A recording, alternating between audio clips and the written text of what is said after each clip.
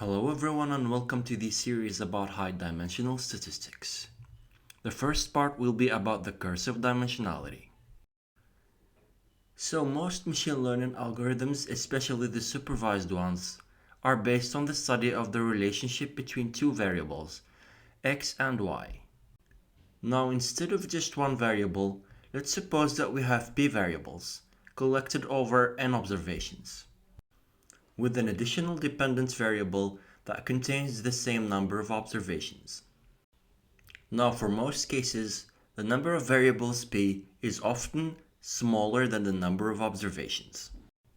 But in many applications, data scientists and machine learning engineers find themselves with datasets that have the number of variables exceeding the number of observations. Datasets that have this property of the number of variables exceeding the number of observations are called high-dimensional data. Here are some examples of where we can find high-dimensional data. Microarray analysis. Microarray analysis techniques are used in interpreting the data generated from experiments on DNA. So, in general, the study of DNA, because we have thousands, if not hundreds of thousands of genes, but a few thousand observations because of the cost of the experiments. An example of these datasets is the gene expressing cancer RNA sequencing dataset. This dataset has 801 observations and 20,531 variables.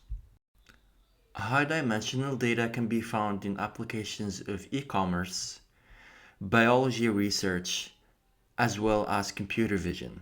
These are just a few examples where you can find datasets that are high-dimensional. So, what is the curse of dimensionality? Even though being able to collect more data points means that we get better insights into whatever it is that we are investigating, but that comes at a cost. The cost is that the classic methods that we all know about regression and classification, they stop to work. So the curse of dimensionality are the problems caused by dimensionality. We are going to talk about 4 of these problems. In this video, we will talk about the distortion of the notion of distance.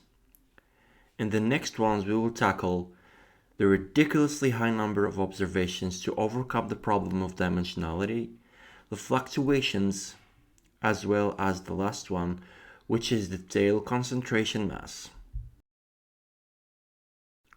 Let's suppose that we have 2 data points, x and y, in a 2-dimensional space. Each of these points has 2 coordinates. This is how we calculate the Euclidean distance between the 2 points. So how does the reliability of this measurement change with the increase of dimension? To highlight how dimensionality changes the notion of distance, we will see 2 proofs. The first one is simulated, and the second one is going to be mathematical. In the proof by simulation, we are going to generate data points, and we are going to increase the dimensionality of these data points, and see how the distance changes. We are going to generate 100 observations, and we will change the number of variables. The coordinates of these variables are going to be between 0 and 1. This might seem complicated at first, but just bear with me. Here is an example of 4 data points that are contained in the 3-dimensional space. The first one contains 3 coordinates, 0.5, 0.91, and 0.01. The second one has also 3 coordinates generated between 0 and 1, and the same goes for the third one and the fourth one. So we are going to be generating 100 points like these, only we will have the possibility to increase the dimension and we will observe the distribution of the distances. For this simulation, I'm going to be using the R software. I will go through the code line by line before applying it in RStudio. So the first 2 lines means that we will set p to be 2 variables at the beginning, and n is going to be 100, which is going to represent the number of observations. The second line represents the matrix in which we are going to be putting our data points that we are going to generate. Next is a loop where we are filling the lines of the matrix that we have generated and initialized with zeros. We use arunif. Arunif means that we are generating uniform numbers between 0 and 1 that are going to be the coordinates of our data points. The next line calculates all the distances between the data points. Next, we will use two measurements. The first one is the ratio between the biggest distance and the smallest distance, and we are going to see how increasing the dimensionality influences this ratio. Next, we are going to plot a histogram of the distribution of distances in order to see how increasing the dimensionality changes this distribution. Now let's execute this code. We are going to start with two variables. Now we are going to calculate the distance, the ratio. Notice with me that the ratio is equal to 291. So this is with two variables. And we are going to take a look at the histogram that represents the distribution of the distances. So we can say that most of the distances are between 0 and 1.2, which is not a very big number, really. So now I'm going to increase the number of variables to 10 and see how everything is going to change. So I'm doing the same thing. I'm generating the points, etc., etc. So this is the distances, and here, so the ratio has become 4.91. That's much less than 291. So what does this mean? It means that the biggest distance and the smallest distance are getting closer as we increase the dimension. Now let's notice the difference between this histogram and the next one, which is the one that represents the distribution of 10 variables.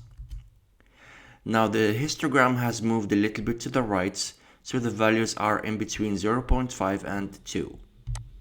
What happens if we have 100 variables?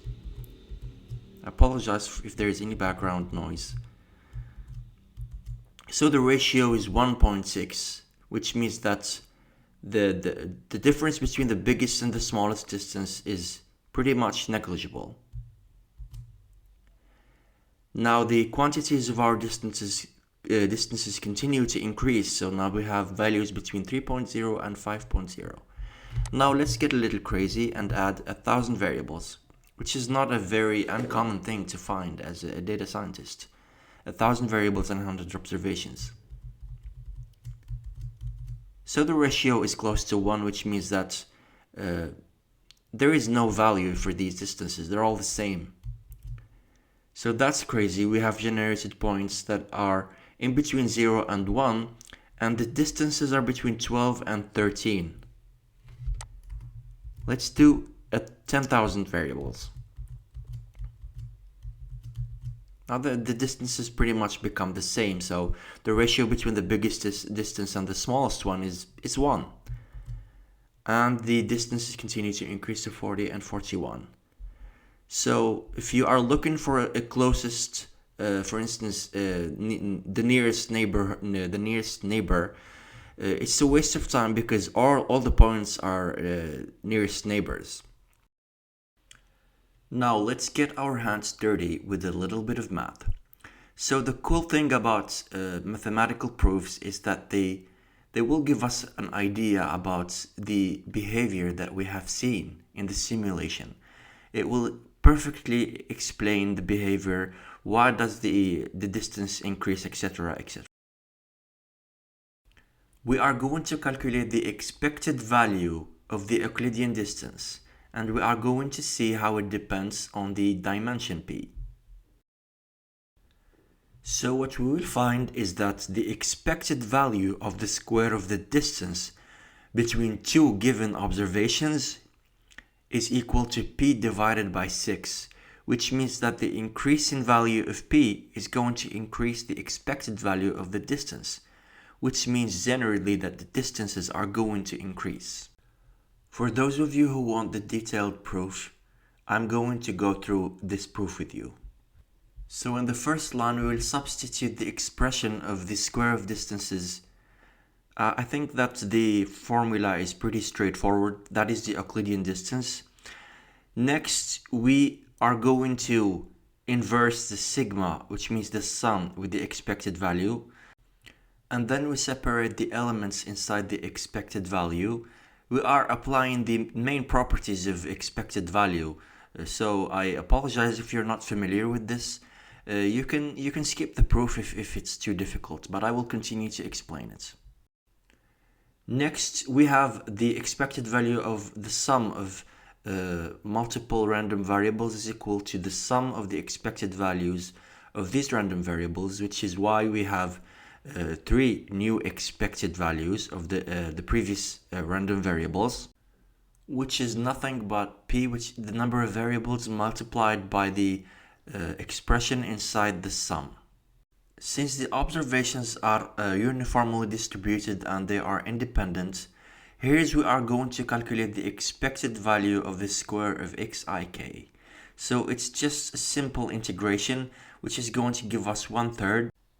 And by definition, the expected value of a variable that follows the standard uniform distribution is equal to 1/2. And we substitute with the expression of these expected values, and we find that the sum is equal to p divided by 6. Now let's go back to the code, and I'm going to show you something really awesome.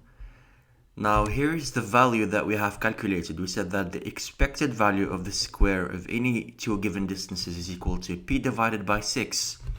So for our example, if you remember, we generated 10,000 variables. Now p divided by 6 is equal to 1,666. And the mean of distance of the square of distances is it is an estimation of the expected value. So look at this. It gives us pretty much the same value. Now let's get a little crazier and generate 100,000 variables.